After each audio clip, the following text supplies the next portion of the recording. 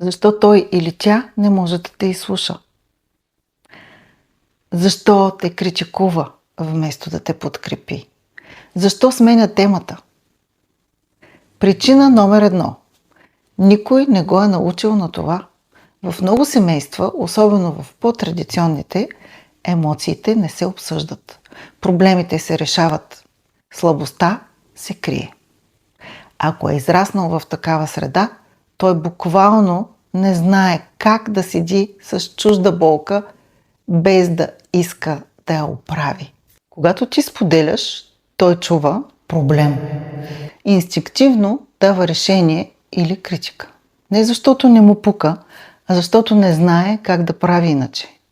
Чуждата болка го задейства.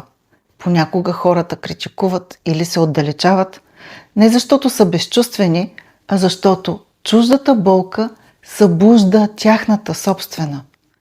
Твоята уязвимост го плаши. Не защото е слаб или слаба, а защото не знае как да се справи с нея.